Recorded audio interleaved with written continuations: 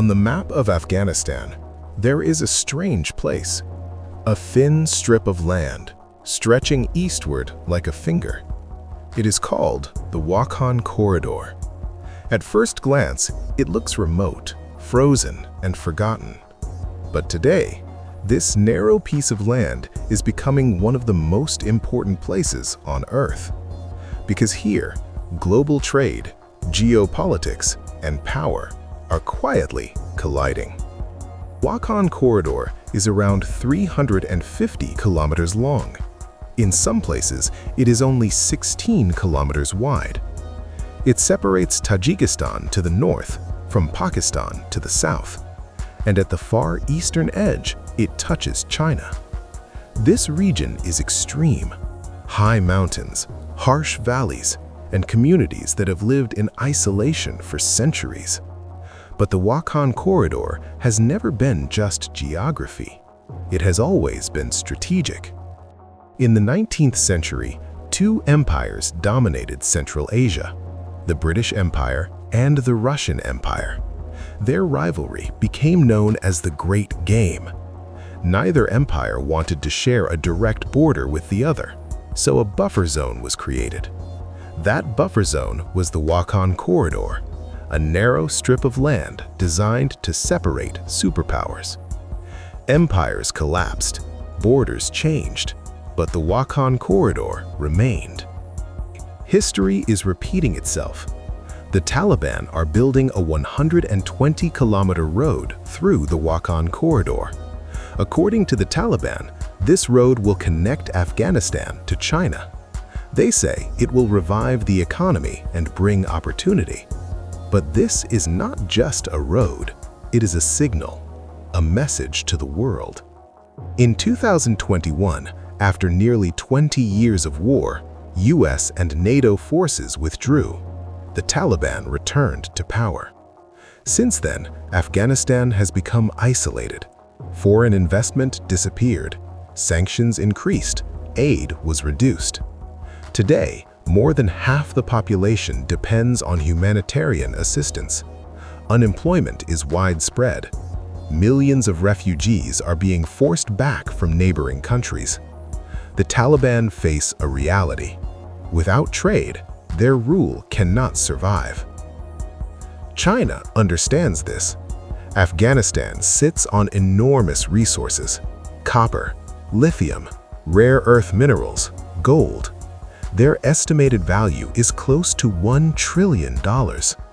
These materials are essential for modern technology, electric vehicles, batteries, defense systems. China wants access, but China also wants something else: a land route to the west, one that avoids US-controlled sea lanes. And the Wakhan Corridor offers that possibility. China's global strategy is called the Belt and Road Initiative, also known as the New Silk Road. It is a vast network of roads, railways, and ports connecting China to Asia, Africa, and Europe. By extending these routes into Afghanistan, the Wakhan Corridor could become a new trade artery, a shortcut through the mountains, a strategic advantage. This is where tension begins. The United States sees China's expanding land routes as a threat. Sea routes are controllable, land routes are not. If the Wakhan Corridor becomes operational, China gains leverage, and Afghanistan becomes a geopolitical crossroads once again. But reality tells a different story. The road is not a modern highway. It is mostly a rough gravel path. There are no major trade convoys, no visible economic boom. At the Chinese border, security is intense: fences, cameras, barbed wire. This raises a question: is this road meant for trade or meant for control? Information about the project is tightly controlled. Access is limited. Details are vague. China maintains strict security on its side of the border. This suggests long-term planning and absolute control. For local communities, the road brings mixed consequences. Some connectivity has improved, Supplies move faster. Teachers can reach remote villages. But healthcare remains scarce. Education is fragile. And strict rules still govern daily life. Development arrives with limitations. Under Taliban rule, women's rights are severely restricted. Higher education for girls is banned. Public life has nearly disappeared. Media is censored. Internet access is increasingly limited. Afghanistan is not just isolated, it is silenced. The final question. So what is the Wakhan Corridor? A path to survival for the Taliban? A strategic corridor for China? Or another failed project buried in the mountains?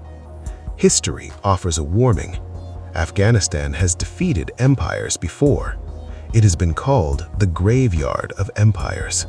The Wakhan Corridor is not just a road, it is a gamble. A gamble on power, on trade, on influence.